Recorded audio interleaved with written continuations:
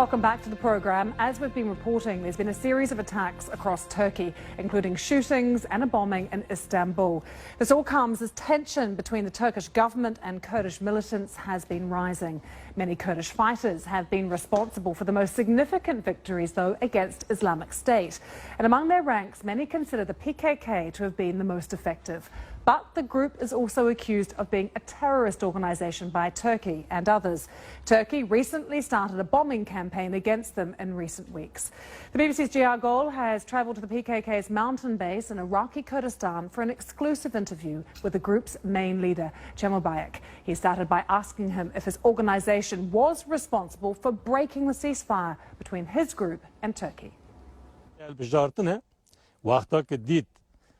After the election, when President Erdogan saw his plan to change the constitution in his favour fail, when he saw his AKP party lose power and the pro-Kurdish HDP gain seats, the democratic forces winning, Erdogan couldn't take it. That is why he started the war. They started to arrest, attack and defame HDP politicians. They attacked our fighters. They put pressure on Kurds in Syria, and they impose war on us. You say Turkey is looking for excuses for war. Turkey say you are attacking them. Why don't you ask your fighters to stop the war? The Turkish claim they are fighting Islamic State, IS. In fact, they are fighting the PKK. They're doing it to limit the PKK fight against IS. Turkey is protecting IS. Erdogan is behind IS massacres.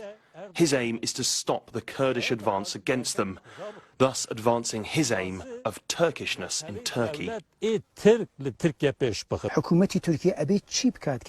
What must Turkey do so you will restart the ceasefire and go back to the negotiation table? They have tried to solve the Kurdish problem with war. It failed. The only choice is negotiation. If Turkey accepts a unilateral ceasefire, stops its military operations, then we will stop fighting as well. But Turkey needs to accept an independent monitor to oversee the ceasefire. If either side violate the agreement, the independent monitor could let the world know who broke the ceasefire. Do you agree to international community mediation to bring both sides to the negotiation table? Look, we are ready to accept anyone's help, but the international powers need to tell Turkey they can't solve the problem with war. They've been fighting for 40 years. They used every weapon. They even got help from the international powers, but they didn't get a result. Instead, the PKK got stronger. If the international powers tell Turkey this, they will have no choice other than to stop the war. How effective have Turkish airstrikes been against your forces? Have they affected your fight against IS? For years, this is their propaganda. They claim they have killed and destroyed the PKK, that the PKK is finished. Not only is the PKK not finished, we are stronger and bigger. We are now in a position that can affect policies in the Middle East and the world. The Kurdish regional government in Iraq say the PKK attacked the oil pipeline that carries their oil to Ceyhan port in Turkey. The oil is vital to Kurdish livelihoods in the KRG. Why did you do that? That operation wasn't done with the knowledge of the leadership. Our local fighters did it. We released a statement and expressed our regret. We are not against the interests of Iraqi Kurdistan.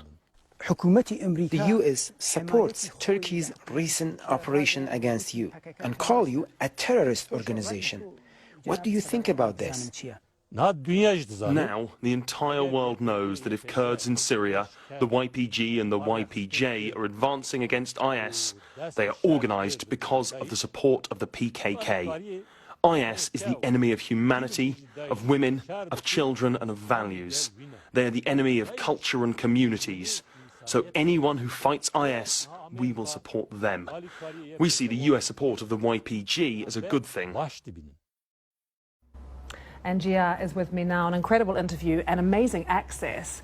What did you have to go through to get this interview? Well, obviously, before the airstrike, it would have been much easier to get him. He is one of the most powerful men, maybe even the most powerful men. And the within most movement. wanted man. Absolutely wanted men. And we went to the mountain.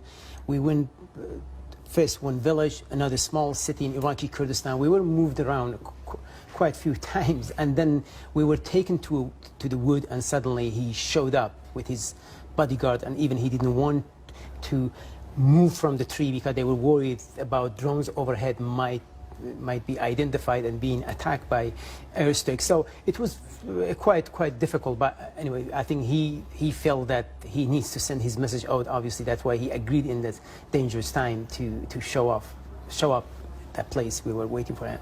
There are many millions of Kurds inside Turkey. They don't all support the PKK, of course, but how are they feeling at the moment? I think after the Kobani attack and Turkish stuns at the time, many Kurds really lost faith in Mr. Erdogan and his party. That's why a lot of people, they were hoping this peace process, which started in 2013, in March 2013, they were hoping give a peace a chance, and hopefully they don't see any more funerals. And I think a lot of people, they think they are going all the way back to 80s and 90s, where around 40,000 people were killed. Even one of the local journalists was telling me Turkey going back to its factory resetting. Okay, what about the relationship, did you manage to ask him, between the PKK and the HDP? Actually, precisely I asked him, I said, Selahattin Demirtas, the leader of HDP, the pro-Kurdish party who has been mediating between government and the PKK during the peace negotiation in the past 2 years. I said, the government accused him he's being a link with you, and he said, we obviously have the same interest, but he denied it. But of course, I asked him, his brother is the member of the PKK. He said, well, we are not hiding that. His brother, yes, he's a member of PKK, but he's fighting IS militants in Syria. But obviously, there has been allegation and accusation from the Turkish government that HDP is pretty much the mouthpiece of the PKK, and they are getting order from the PKK. I think there is some sort of connection with them. But Selahattin Demirtas, the leader, has proven in the past few days, calling on the PKK, remove their fingers from triggers. I think it's a little bit make the situation. He's trying to say, well, I'm anti-war, but definitely there is some sort of sympathy and connection between them. Jia, can you explain to us there's a broader political picture at the moment? Because there are those that are saying that Mr. Erdogan is out to score votes, basically, at the moment with this campaign against the PKK, the airstrikes, that he's actually trying to garner some more sort of nationalistic voters who might come his way if there's another election. Well, if you listen to full interview with Mr. Bayek, he very clearly he said this is all about election. He believed for the first time the Kurdish question has been taken to the Turkish parliament democratically by HDP. That's why Mr. Erdogan lost the game. He lost the opportunity to become the king of Turkey. So he is going after Kurdish movement. And he asked me even sarcastically, he said, yes, the Turkish government say we have started fight against IS militants and PKK. He said, how many attacks has been reported that attacked IS? So they think it is all part of the political game. They want to, obviously, Mr. Erdogan knows he lost the votes of the Kurds during Kobani issues. Right now he's curting on, he's talking pretty much to the nationalist audience. So just briefly, the implication being that there aren't attacks on Islamic State, they've all been pretty much on the PKK. This is what PKK believes. Okay, Giago, thank you very much for being with us.